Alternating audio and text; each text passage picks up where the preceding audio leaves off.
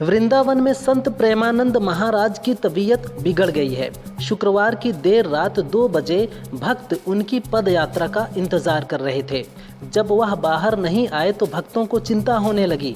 बाद में उनके आश्रम केली कुंज के सेवादारों ने अनाउंस किया कि महाराज की तबीयत खराब है। इससे भक्त निराश हो गए, कुछ भक्त रोने लगे। प्रेमानंद महाराज की दोनों किडनी खराब हैं और उनका डायलिसिस होता रहता है। थाईलैंड में आयोजित बिम्स्टेक सम्मेलन के दौरान भारत और बांग्लादेश के बीच द्विपक्षीय बातचीत हुई। इस बातचीत में पीएम मोदी ने बांग्लादेश के चीफ एडवाइज़र मोहम्मद यूनुस के सामने जल्द से जल्द चुनाव कराने और अल्पसंख्यकों के हितों का मुद्दा उठाया। यूनुस ने भरोसा दिया कि बांग्लादेश सरकार अपनी जिम्मेदारियों पर खरी उतरेगी। बांग्लादेश में पिछले साल अगस्त में हुए तख्ता पलट के बाद पीएम मोदी पहली बार यूनुस से मिले हैं।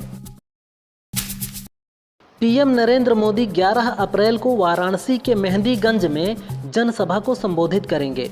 जनसभा स्थल तक पहुंचने के लिए रास्ता बनाया गया है, जिसके लिए प्रशासन ने एक किसान की 0.55 बीघा खेत में खड़ी टमाटर की फसल पर जेसीबी चलवा दी। जानकारी मिलते ही किसान परिवार दौड़कर खेत पहुंचे और खेत की मेड़ पर बैठकर रोने लगे। कहा कि हमारी लाखों की फसल बर्बाद कर दी।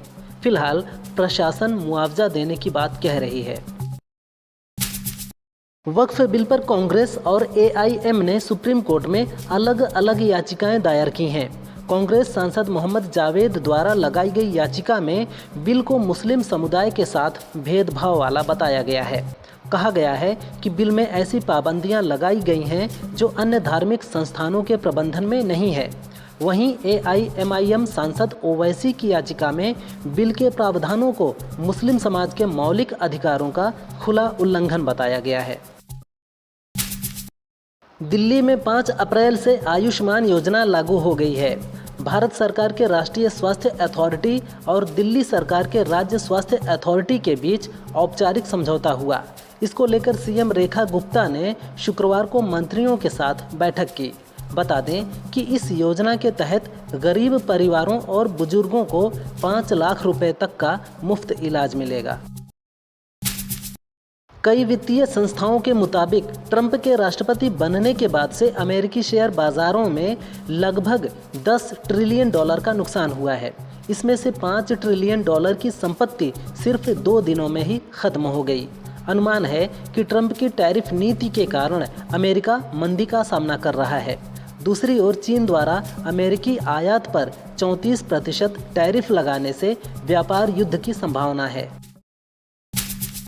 वक्फ संशोधन विधेयक पर समाजवादी पार्टी के सांसद जियाउर रहमान बर्क ने कहा कि हमने और विपक्ष की तमाम पार्टियों ने वक्फ संशोधन विधेयक का विरोध किया है। इस सिलसिले में आगे की क्या रणनीति बनानी है, यह तय करना है। यह बिल लोकसभा और राज्यसभा से पास हो गया है। हमारे पास अब सिर्फ कोर्ट का रास्ता बचा है। हम सबसे चर्चा करके आगे का कदम उठाएंगे। हमारे लिए यह इतिहास का एक बुरा दिन रहेगा। कर्नाटक के दावणगेरे जिले में एक महिला के साथ उसके 2 बेटों के सामने निजी बस में गैंगरेप हुआ। महिला विजयनगर की रहने वाली है।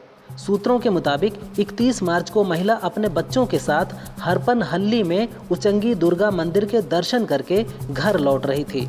इस दौरान बस ड्राइवर प्रकाश मदीवालारा, कंडक्टर सुरेश और हेल्पर राजशेखर ने उसके साथ बलात्कार किया। पुलिस ने तीनों को गिरफ्तार कर लिया है। राष्ट्रीय सुरक्षा के चलते अमेरिका में टिकटॉक को बैन करने की मांग की जा रही है। राष्ट्रपति डोनाल्ड ट्रंप ने कहा, हम चाहते हैं कि ऐप खत्म ना हो, उसका चीनी स्वामित्व खत्म हो। ट्रंप ने टिकटॉक को खरीदने के लिए 75 दिन का समय दिया है, लेकिन चीन टिकटॉक का मालिकाना हक बेचने को तैयार नहीं है। ट्रंप ने कहा कि इसे खरीदने में समय लग सकता है। इस ऐप को अमेरिका में 75 दिनों तक चलाने की अनुमति दी गई है। नवरात्र की सप्तमी तिथि पर शुक्रवार को यूपी के काशी की महाशमशान मणिकर्णिका घाट पर नगर वधुओं ने डांस किया। यह डांस प्रोग्राम रात भर चला। काशी विश्वनाथ के रूप बाबा मसान नाथ के सामने नगर वधुओं का मंच सजा। बाबा का भी दिव्य श्रृंगार किया गया।